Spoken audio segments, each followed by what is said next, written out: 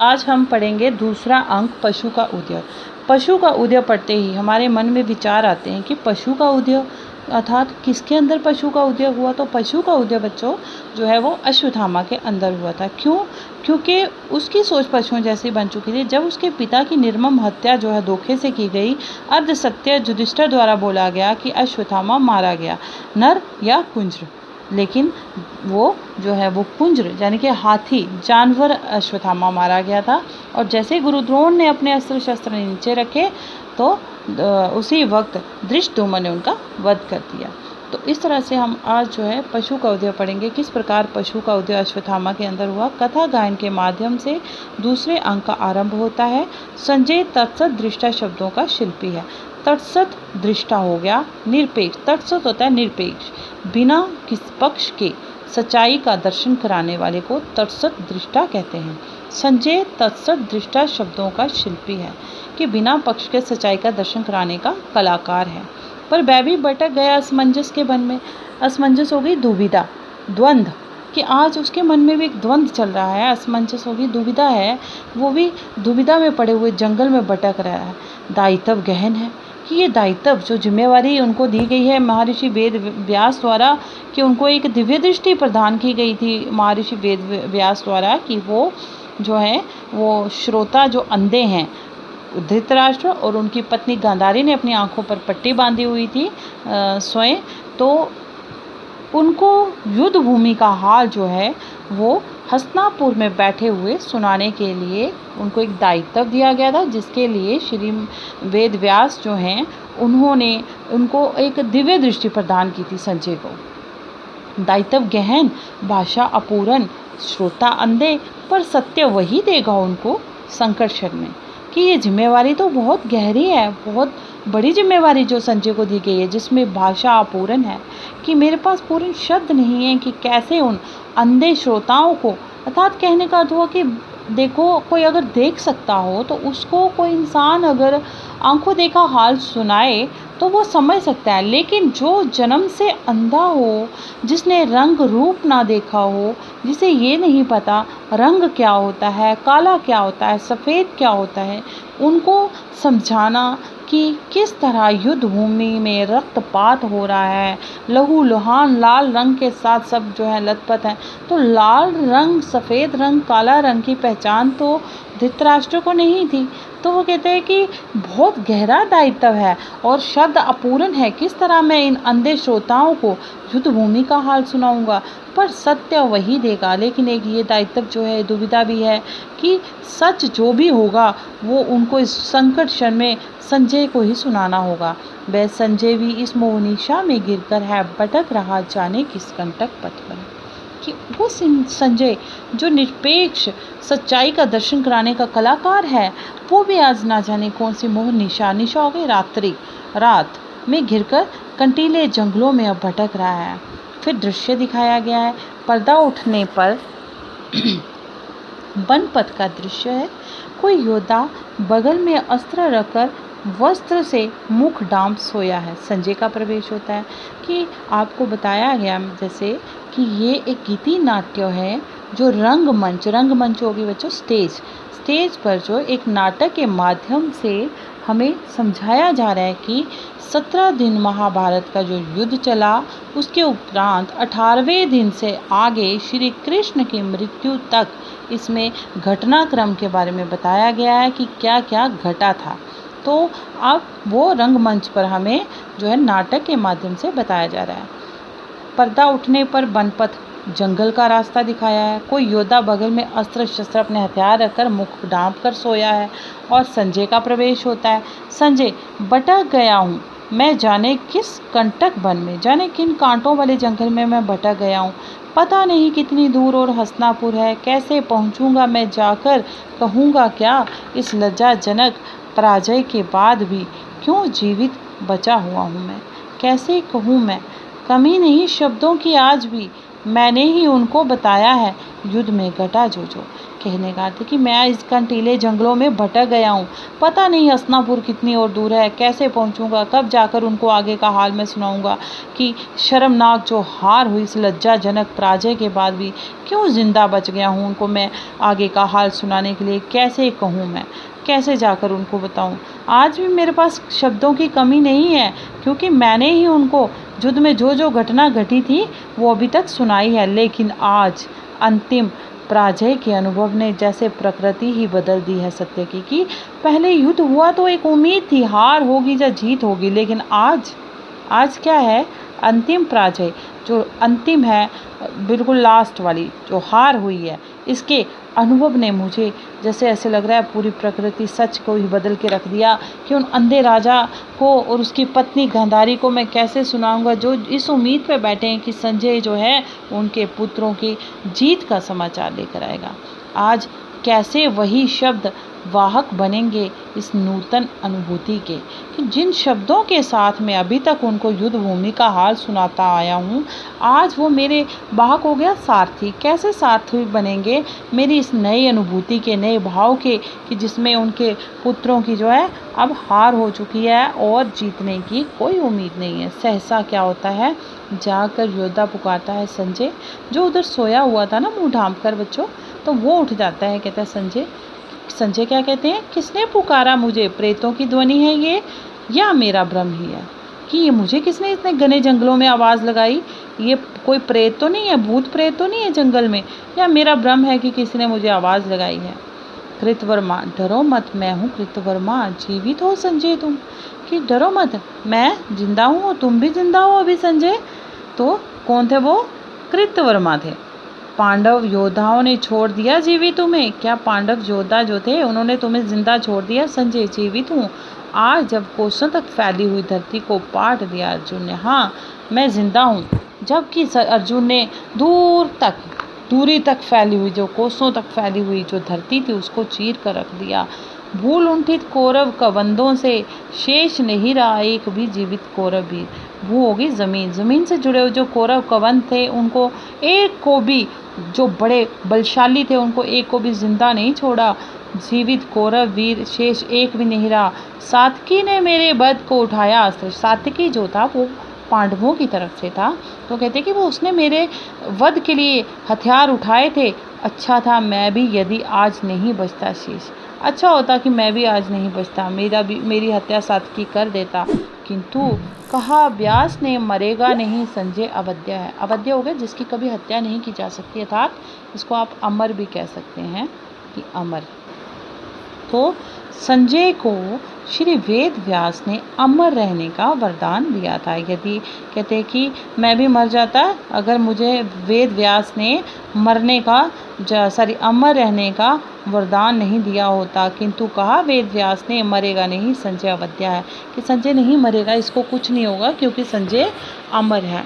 तो कैसा ये शाप मुझे व्यास ने दिया है, ये मेरे लिए कोई वरदान नहीं है, ये मेरे लिए शाप है कि सब के जो दुख दर्द हैं वो मुझे झेलने होंगे, क्या आगे होगा वो सब मैंने देखना है, और हर संकट युद्ध महानाश महाविनाश होगा, जो युद्ध होंगे, संकट होंगे, मुसीबतें होंगी, प्रलय आएगी, जो विप्लव के बावजूद शेष बचोगे तुम। तो विप्लव हो गया क्रांति, इसका आ गया क्रांति के बाद। क्रांति होती है बदलाव, कोई भी बदलाव आएगा, कोई संकट आएंगे, युद्ध आएंगे, महानाश होंगे, प्रलय होगी, जो कुछ भी होगा शेष तुम बचोगे संजय। सत्य कहने को अंधों से किंतु कैसे कहूँगा हाय, कि केवल मुझे कहा गया कि तुम्हें हर दर्द देखना है, हर मुश्किल घड़ी को देखना है, हर संकट को देखना है, हर युद्ध को देखना है, हर बदलाव को भी देखना है, और क्यों सत्य कहने को इन अंधों से किंतु कैसे कहूँगा हाय, मैं कैसे कहूँ, ये मेरी समझ से बाहर है कि मुझे कुछ समझ नहीं आ रहा, कैसे इन अंधों को मैं युद्ध भूमि का हाल सुनाऊँ। सात्की के उठे हुए अस्त्र के चमकदार ठंडे लोहे के स्पर्श में मृत्यु को इतने निकट पाना मेरे लिए ये बिल्कुल ही नया अनुभव था, कि जो सात्की ने अस्त्र उठाए थे मुझे मारने के लिए, और उसके जो चमकदार ठंडे लोहे का जो स्पर्श था, जो ठंडा लोहा जो उसके हथियार का मुझे जब वो उसने स्पर्श किया, तो मैंने मृत्यु को इतनी निकट से देखा कि मेरे लिए एकदम नया अनुभव था। नया मतलब क्या था मेरे लिए, मैं डर गया था उस चीज़ को, मौत को इतना नज़दीक देख के। जैसे तेज बाण किसी कोमल मृणाल को, मृणाल होती है कमल की जड़, जैसे कोई तेज बाण जो तीर है वो किसी कोमल कमल की जड़ को ऊपर से लेके नीचे तक चीर जाता है, वैसा ही जो है भाव, वैसे ही अनुभव था मेरे लिए सातकी द्वारा मेरे ऊपर जो है हथियार को लेकर, उसके हथियार को जब मेरा स्पर्श हुआ था। तो फिर कहते हैं, चरम त्रास के उस बेहद गहरे क्षण में कोई मेरी सारी अनुभूतियों को चीर गया। चरम हो गया, अधिक त्रास हो गया, कष्ट, उस बहुत चरम त्रास के उस बेहद क्षण में, उस पल में, कि बहुत कष्ट के उस पल में कोई मेरी सारी अनुभूतियों, ऐसे लगा जैसे कोई मेरी सारी अनुभूतियों को चीर कर चला गया। कैसे दे पाऊँगा मैं संपूर्ण सत्य उन्हें विकृत अनुभूति से, कि मैं उनको कैसे बता पाऊँगा कि संपूर्ण जो सच है पूरा, इस विकृत अनुभूति से मैं कैसे उनको समझाऊँ कि कैसे उनके पुत्र युद्ध भूमि में जो हैं वो हार चुके हैं। बड़ी लज्जाजनक पराजय जो है उनकी हुई है।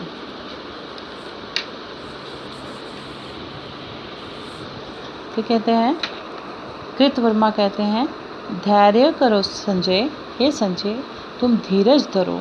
धैर्य हो गया धीरज धरो, क्योंकि तुमको ही जाकर बतानी है दोनों को पराजय दुर्योधन की, कि तुम धैर्य धरो, ये जो भी है सत्य है जो भी है, जो तुम्हें ही जाकर दुर्योधन की पराजय हार जो है उन दोनों को सुनानी है, क्योंकि तुम्हारे ही आने का इंतज़ार जो है वो दोनों कर रहे हैं और ये दायित्व तुम्हें ही सौंपा गया है। संजय, कैसे बताऊंगा वह जो सम्राटों का अधिपति था, कि मैं कैसे जाकर उनको सुनाऊंगा कि जो राजाओं का राजा, सम्राटों का सम्राट, यानी कि अधिपति राजा, सम्राट भी हो गया राजा, खाली हाथ नंगे पांव रक्त सने फटे हुए वस्त्रों में टूटे रथ के समीप खड़ा था, निहत्था हो अश्रु भरे नेत्रों से उसने मुझे देखा और माथा झुका लिया। कैसे कहूँगा मैं जाकर उन दोनों से, कैसे कहूँगा, कि कहते हैं कि मैं कैसे जाकर उन दोनों को समझाऊंगा, उस माता पिता को जिनको ये उम्मीद है कि उनका पुत्र जो है वो रणभूमि से, कुरुक्षेत्र से जीत कर आएगा। कैसे बताऊंगा कि जो राजाओं का राजा है वो आज किस हालत में है, वो खाली हाथ है, उसके पाँव जो हैं वो नंगे हैं, जूते तक उसके पाँव में नहीं है, रक्त सने हुए हैं, खून से लथपथ है और उसके वस्त्र भी फटे हुए हैं। अपने ही रथ के समीप वो बिना हथियार के, निहत्था होता है बिना हथियार के, खड़ा था। अश्रु भरे नेत्रों से, उसके आंखों में आंसू थे और आंसुओं से भरे हुए नेत्रों से उसने मुझे देखा और माथा झुका लिया और अपना सर झुका लिया। कैसे कहूँगा मैं जाकर उन दोनों से, कैसे कहूँगा कि किस हालत में मैंने एक जो सम्राटों का सम्राट, अधिपति कहा जाता था, राजा कहलाता था, बहुत सम्राट कहलाता था, आज मैंने उस दुर्योधन को किस हालत में देखा। वो बहुत दयनीय दशा में था, उसके खाली हाथ नंगे पांव, खून से लथपथ, वस्त्र फटे हुए और अपने ही रथ के पास निहत्था खड़ा था, जिसकी आंखों में आंसू थे और सिर झुकाकर उसने मुझे देखा और फिर सर झुका के उसके मतलब आंखों से इतने आंसू ने, कितना इतनी दयनीय दशा में था, मैं कैसे जाकर उनको सुनाऊंगा कि इस हालत में उनका पुत्र था। फिर जाता है कृतवर्मा, चला गया संजय भी। बहुत दिनों पहले विदुर ने कहा था ये होकर रहेगा, वह होकर रहा आज, कि ये विदुर ने बहुत पहले समझाया भी था कि अगर युद्ध हुआ तो ये सब होकर रहेगा, और सच में आज वही हुआ। नेपथ्य से कोई पुकारता है, अश्वत्थामा। कृतवर्मा ध्यान से सुनता है, ये तो आवाज़ है बूढ़े कृपाचार्य की, कि कृपाचार्य भी जीवित है अभी। नेपथ्य से पुनः पुकार, अश्वत्थामा। कृतवर्मा पुकारता है, कृपाचार्य कृपाचार्य। कृपाचार्य का प्रवेश होता है कि तो कृतवर्मा है, तुम भी जीवित हो कृतवर्मा? कृतवर्मा, जीवित हूँ। क्या अश्वत्थामा भी जीवित है? तो कौन कौन जीवित है कौरव सेना से? एक कृतवर्मा, कृपाचार्य और अश्वत्थामा, 3 लोग जो थे वो कौरव सेना से बचे हुए थे, जो युद्ध भूमि में गए थे। कृतवर्मा जीवित हूँ, क्या अश्वत्थामा भी जीवित है? अश्वत्थामा भी जिंदा है। कृपाचार्य जीवित है हम तीन। आज रथ से उतरकर जब राजा दुर्योधन ने नतमस्तक होकर पराजय स्वीकार की कि हाँ मैं जिंदा हूँ, जीवित हूँ, केवल हम तीन ही बचे हैं आज। जब रथ से उतरकर दुर्योधन ने अपना सर झुकाकर अपनी हार को स्वीकार किया, अश्वत्थामा ने ये देखा। उस वक्त अश्वत्थामा ने ये सब करते हुए दुर्योधन को देखा। उसी समय उसने मरोड़ दिया अपना धनुष। गुस्से में आकर उसने अपने धनुष को तोड़ दिया। आर्तनाद करता हुआ, जोर से गुस्से से चिल्लाता हुआ वह जंगल की ओर चला गया। अश्वत्थामा, तो आवाज़ से कहते हैं अश्वत्थामा को फिर बुलाते हुए चले जाते हैं। तो फिर क्या होता है, आगे का दृश्य बताया है। पुकारते हुए जाते हैं, दूर से उनकी पुकार सुन पड़ती है। पीछे का पर्दा खुल कर अंदर का दृश्य दिखाया गया। अंधेरा, केवल एक प्रकाश वृत्त अश्वत्थामा पर पड़ता है, जो टूटा धनुष हाथ में लिए बैठा है। कि देखिए दृश्य क्या है कि अश्वत्थामा को कृतवर्मा जो हैं और कृपाचार्य जो हैं वो पुकारते हुए जाते हैं और दूर से ऐसे आवाज़ सुनाई पड़ती है। अब धीरे धीरे पीछे का पर्दा जो है वो खुलकर अंदर का दृश्य बताया गया कि अंदर का दृश्य, दूसरा दृश्य दिखाया है कि अश्वत्थामा पर ही केवल प्रकाश पड़ती है। जो हाथ में जो धनुष उसने तोड़ दिया था वो लेकर बैठा है। और अश्वत्थामा क्या कह रहा है, ये मेरा धनुष है, धनुष अश्वत्थामा का, जिसकी प्रत्यंचा को द्रोण ने चढ़ाई थी। आज जब मैंने दुर्योधन को देखा निशस्त्र, दीन आंखों में आंसू भरे, मैंने मरोड़ दिया अपने इस धनुष को। कि क्या कहता है अश्वत्थामा कि मेरा ही धनुष है, अश्वत्थामा का धनुष, जिसकी प्रत्यंचा हो गई डोर स्वयं जो है गुरु द्रोण ने चढ़ाई थी। तो आप देखिए ये जो जिस प्रकार से इस तरह से धनुष होता है और धनुष के जो इसको बांधने की एक डोरी होती है, इसको प्रत्यंचा कहते हैं, इसको ही प्रत्यंचा कहते हैं, यानी कि डोर जिसके द्वारा तीर जो है चलाया जाता है। तो कहते हैं कि जिसकी प्रत्यंचा स्वयं मेरे पिता और मेरे गुरु द्रोण ने चढ़ाई थी। आज मैंने दुर्योधन को जब बिना अस्त्र शस्त्र के दयनीय आंखों में आंसू भरे हुए देखा तो मैंने उसी क्षण उसी पल अपने धनुष को तोड़ दिया। कुचले हुए सांप सा भयावह किंतु शक्तिहीन मेरा धनुष है ये, जैसा है मेरा मन, किसके बल पर लूँगा मैं प्रतिशोध पिता की निर्मम हत्या का। तो कहता है कि आज मेरा धनुष जो है ऐसे है जैसे कोई सांप को कुचल कर फेंक दिया जाता है, उसी तरह मैंने अपने धनुष को तोड़ दिया। बड़ा ही डरावना लग रहा है, किंतु आज मेरा धनुष जो है बिना शक्ति के है, शक्तिहीन हो चुका है, इसमें कोई शक्ति नहीं रही। क्योंकि जब धनुष तोड़ दिया, धनुषधारी था ना अश्वत्थामा बच्चों, तो जब उसने धनुष ही तोड़ दिया तो वो युद्ध कैसे लड़ेगा। तो वो कहता है कि मेरा धनुष शक्तिहीन हो गया, जैसे मेरा मन आज टूट चुका है वैसे मेरा धनुष भी टूट चुका है। अब मैं किसके बल पर, किसकी ताकत पर अपने पिता की इस निर्मम हत्या का बदला लूँगा, जो युधिष्ठिर ने अर्ध सत्य बोलकर मेरे पिता की हत्या की है कि अश्वत्थामा मारा गया। और अश्वत्थामा जबकि हाथी मारा गया था, क्या उसको एक नर या कुंज में कोई अंतर नजर ना आया। तो वन में भयानक, इस वन में भी भूल नहीं पाता हूँ कैसे सुनकर युधिष्ठिर की घोषणा कि अश्वत्थामा मारा गया। शस्त्र रख दिए थे गुरु द्रोण ने रणभूमि में कि मेरे पिता की निर्मम हत्या की गई, इसका मैं बदला कैसे लूँगा। मैंने अपना धनुष तोड़ दिया जिसकी प्रत्यंचा स्वयं मेरे पिता व गुरु द्रोण ने चढ़ाई थी।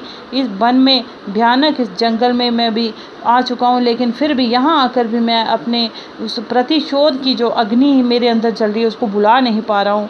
कि कैसे मेरे पिता ने सुना था जब युधिष्ठिर की घोषणा, कि युधिष्ठिर ने घोषणा, युधिष्ठिर को धर्मराज सत्यवादी युधिष्ठिर कहा जाता है कि जो कभी झूठ नहीं बोलता और धर्म के रास्ते पर चलने वाला। तो कहते हैं कि जब युधिष्ठिर ने ये घोषणा की अश्वत्थामा मारा गया तो मेरे पिता ने शस्त्र रख दिए थे। गुरु द्रोण ने रणभूमि में शस्त्र नीचे रखे। उनको थी अटल आस्था युधिष्ठिर की वाणी में, उनको बहुत आस्था थी, बहुत विश्वास था युधिष्ठिर की बात पर, क्योंकि युधिष्ठिर कभी झूठ नहीं बोलता था। लेकिन युधिष्ठिर ने झूठ तो नहीं बोला, लेकिन उसका झूठ जो था वो आधा सत्य था, उसका जो सच था वो आधा सत्य था, पूरा सत्य नहीं था। तो एक किस्म का ये झूठ ही हुआ ना। तो अश्वत्थामा हाथी मारा गया था, एक हाथी का नाम भी अश्वत्थामा था और गुरु द्रोण के पुत्र का नाम भी अश्वत्थामा था। तो इस तरह से जब युधिष्ठिर ने घोषणा कर दी अश्वत्थामा मारा गया कृष्ण के कहने पर, तो गुरु द्रोण ने अपने अस्त्र शस्त्र जो थे वो नीचे रख दिए रणभूमि में, युद्ध भूमि में।